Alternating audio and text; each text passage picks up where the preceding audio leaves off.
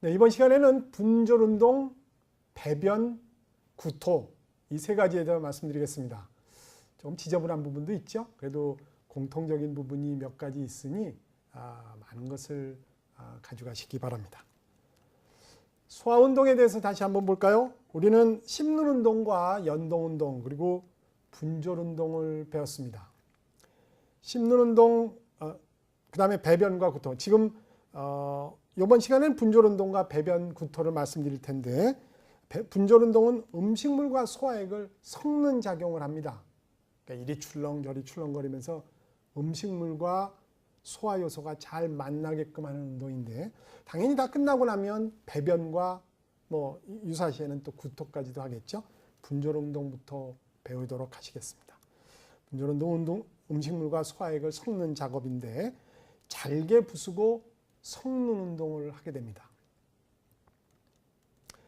음식물을 잘게 부수고 효소와 섞는 운동이라는 것은 궁극적으로 넓은 표면적과 표면적이 넓으면 소화 요소가 음식물과 잘 만날 수 있다고 그랬죠. 잘 만난 결국은 표면적을 통해서 잘 만난 것은 소화 흡수될 수 있는 작은 알갱이가 될 수 있게끔 소화 요소가 그렇게 만들어주는 작업으로 이어지게 될 것이고 분절운동을 한번 보실까요? 여기 노랗게 되어 있는 덩어리와 보라색으로 되어 있는 덩어리가 있네요. 이 덩어리가 결국은 이렇게 수축되게 되면 요 가운데가 수축되게 되면 그리고 요 가운데가 수축되게 되면 서로 반반씩을 섞어서 이리 출렁 저리 출렁 하면서 다양하게 서로들 만나게 될 것입니다. 다시 말하면 출렁거리면서 점점 더 작은 알갱이가 될 것이고 잘게 부서지면서 좀 더 많은 소화 요소와 만나게 될 것이고 그러다 보니 소화 흡수되는데 여러 가지로 이점을 얻을 수가 있게 되겠죠. 여러 가지로 출렁거리다 보니까 이런 색깔이 되어버렸네요. 아주 잘 섞인 것 같습니다. 잘게 부수어지고 소화 요소와 섞여지는 운동이 이루어지고 있는 듯합니다. 소장은 이렇게 이루어지게 되고 대장에서는 팽기수축이라는 형태로 이루어지게 됩니다. 한번 또 볼까요? 소장의 분절운동과 유사하지만 결장의 팽기수축은 덜 빈번히 일어납니다. 그러니까 좀 자주 일어나지 않는다는 것이죠. 소장운동은 워낙 대장보다는 바쁜 장기이기 때문에 연동운동도 그랬듯 지금 말씀드리는 분절운동도 조금 소장은 부지런한 편입니다. 30분 정도 소요됩니다. 결장의 팽기수축은 한 30분 정도 소요되는데 옆에서 보면 단면도가 이렇게 돼요. 대장이 이런 모습으로 요 혈관 여기 있는 근육들이 수축을 하고 나면 지금 이런 모습으로 볼록볼록한 세 개의 형태로 분절운동 비슷한 형태로 이게 단면도입니다. 그렇게 이루어지게 되지요. 소장의 분절운동은 분당 9번에서 12번 정도 일어나는데 대장의 결장 팽기수축은 30분이 소요되니 사실은 조금 천천히 이루어지는 듯 하지요. 내용물을 앞뒤로 이동시키는 혼합운동으로 흡수를 촉진시키곤 합니다. 거의 비슷한 형태인 것 같죠? 아까 소장도 반쯤 서로 만나게 하고 저쪽하고 또 만나게 하다 보면 색깔이 뒤죽박죽 되듯 잘 섞이고 또 그 와중에 잘게 부수어지고 지금 대장에서도 앞뒤로 이동시키는 혼합운동으로 흡수를 촉진시키는 그런 작업을 하게 됩니다. 이렇게 분절운동을 끝내고 나면 결국은 이제 배변으로 이어지겠죠. 결국은 흡수되고 나머지 내보내야 될 노폐물에 가까운 물질을 배변을 통해서 내보내게 되는데 항문의 주위 조직을 한번 볼까요? 항문괄약근이 두 종류가 있습니다. 지금 결장을 지나서 직장으로 음식물이 내려오기 바로 직전인 것 같은데요. 직장으로 내려오고 있습니다. 보니까 파란색으로 되어 있는 내항문괄약근이 있죠. 안쪽에 존재하는 괄약근입니다. 이 괄약근은 조금 이따 정확하게 다 설명을 드리겠습니다만 내 마음대로 조절되지 않는 내장근입니다. 여기에 압력이 높아지면 그냥 저절로 열리는 파란색의 내항문괄약근이 있죠. 외항문괄약근은 골격근입니다. 내가 조절할 수 있는 근육이에요. 소화기관에 보면 맨 처음에 음식물이 섭취되는 입, 그 다음에 맨 뒤쪽에 있는 맨 끝이라고 할 수 있죠. 외항문괄약근이라는 것이 골격근입니다. 내 마음대로 조절할 수 있죠. 그 외의 모든 근육들은 내 마음대로 조절할 수 없습니다. 바로 내장근이죠.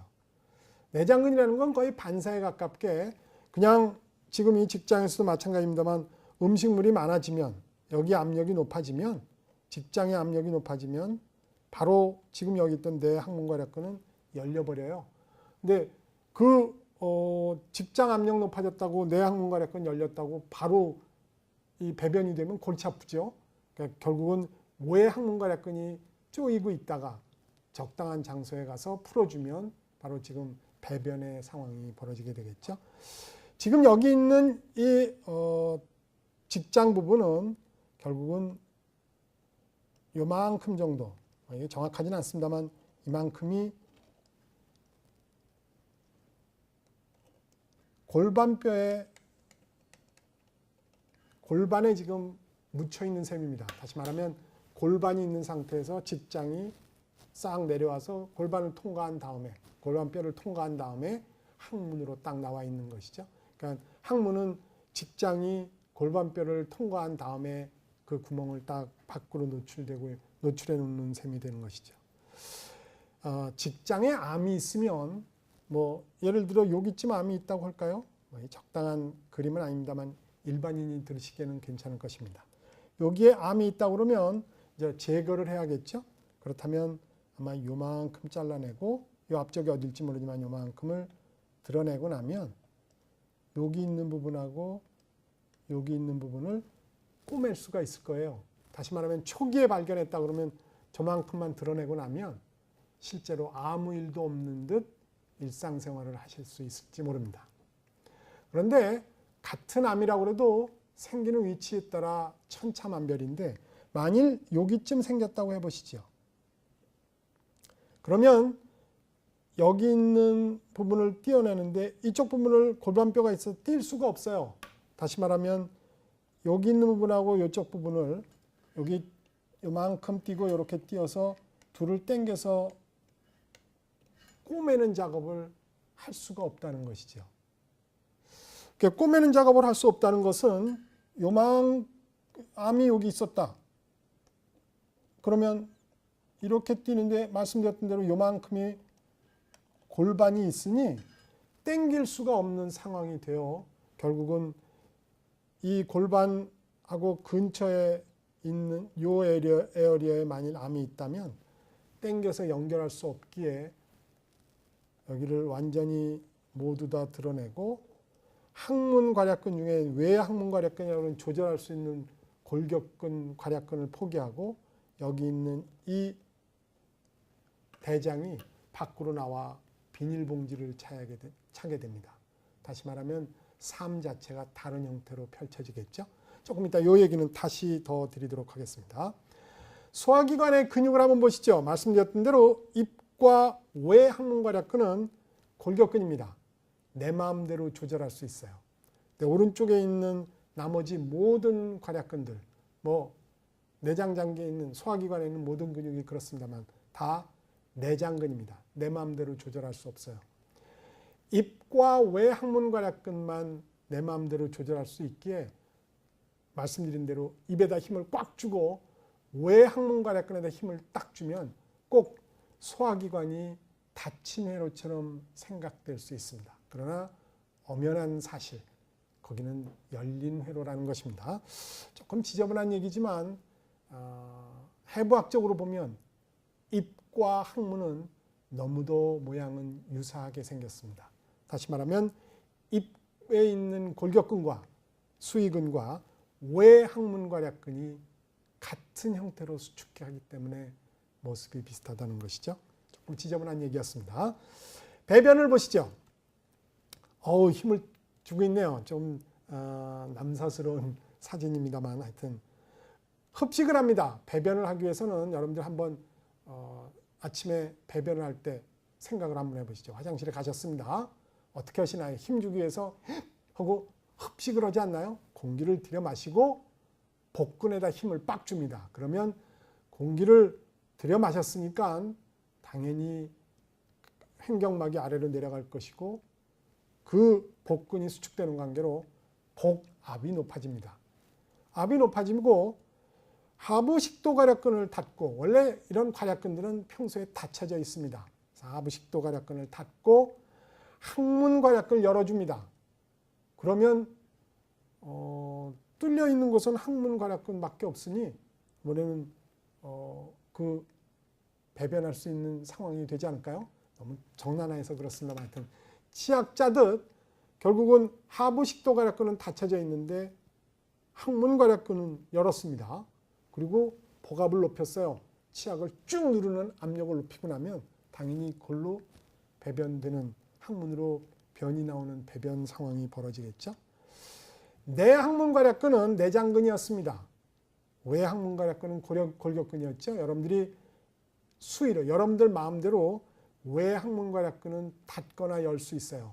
그러니까 배변을 하기 위해서 화장실 갔을 때는 마지막 관문인 골격근, 외항문괄약근을 이완시키겠죠. 풀어줄 것입니다. 풀어주고 나면 배변이 딱 이루어질 거라고 생각합니다. 흡식의 기전 잘 알고 계시죠? 이렇게 횡격막이 아래로 내려왔고 지금 이렇게 있던 횡격막이 아래로 화살표 방향대로 내려왔죠. 그 다음에 외늑강근이 수축하면서 이렇게 넓어지기도 했습니다.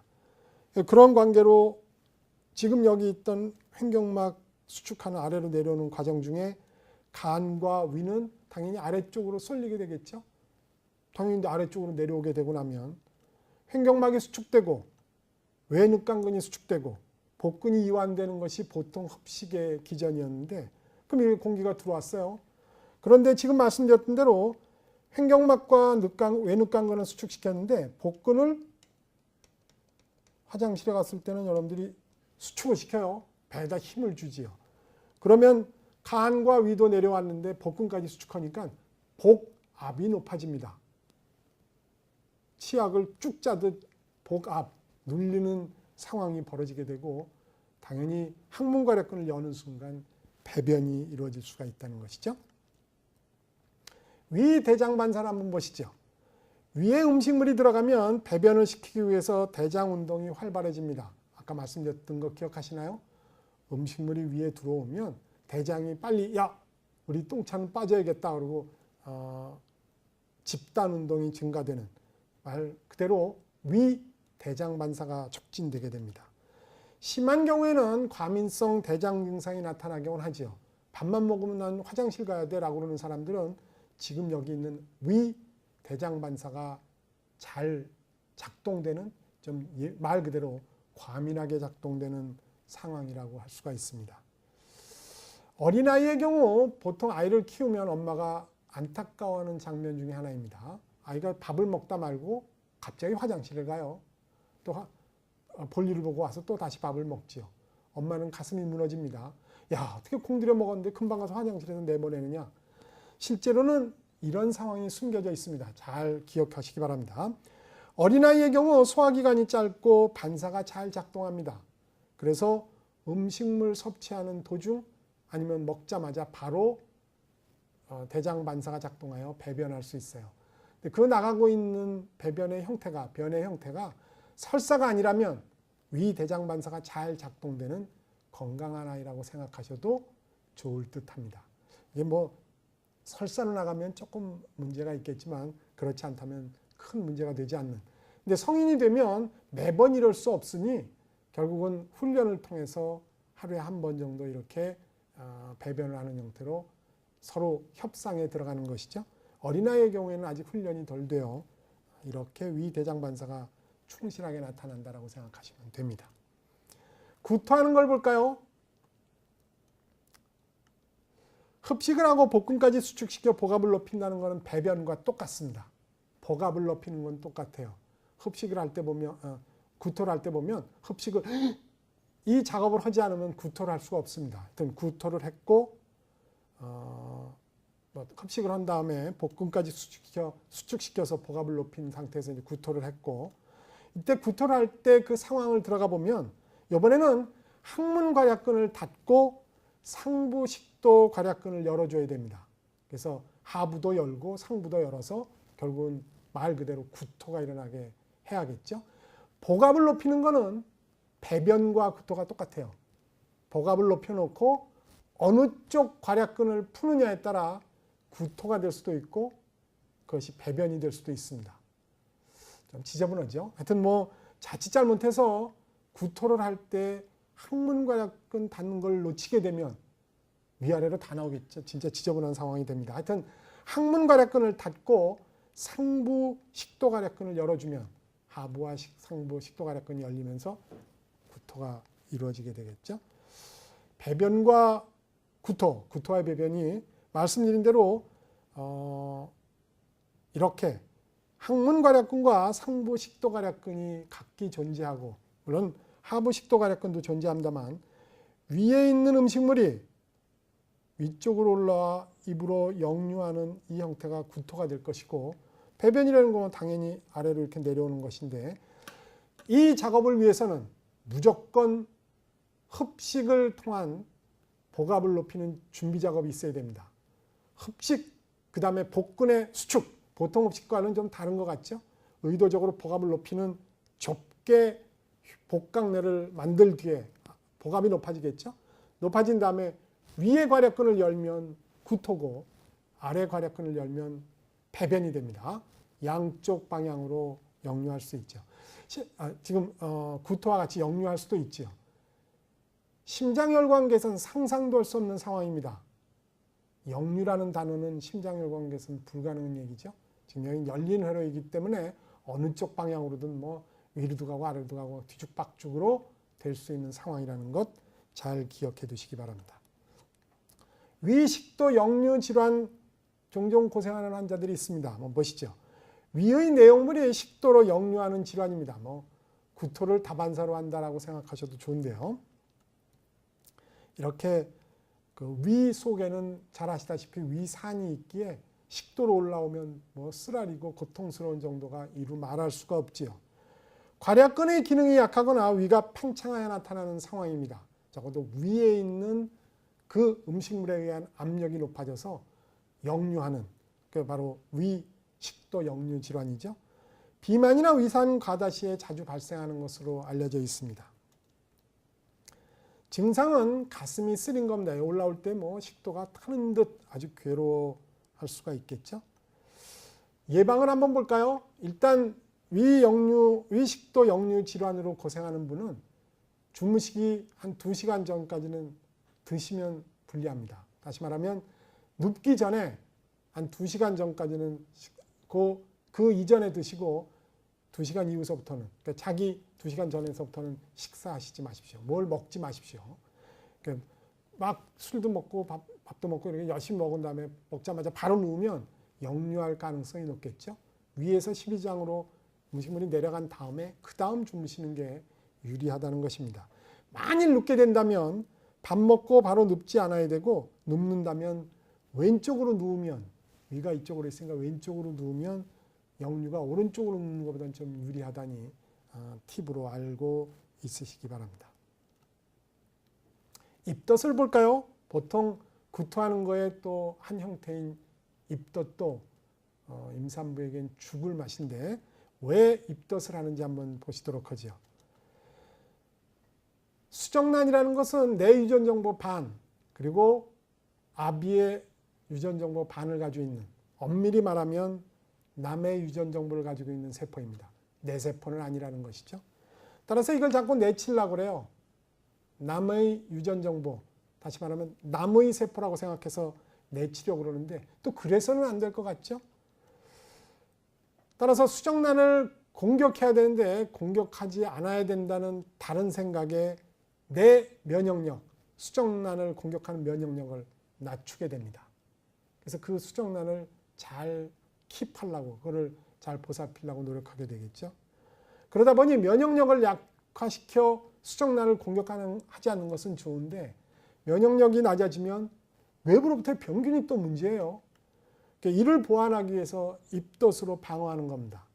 웬만큼 발효되어 있던, 그리고 평소에 즐겨라 먹던 것을 다 거부합니다.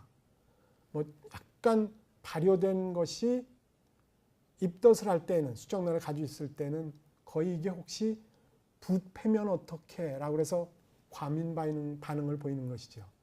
아주 맛있게 먹었던 많은 발효식품들을 뭐 치즈나 된장이나 어쩌고 저쩌고 하는 정말 맛있게 먹었던 그런 모든 음식을 부패일 가능성을 배제할 수 없다고 판단하여 딱 거부하는 것이죠. 바로 입덧입니다.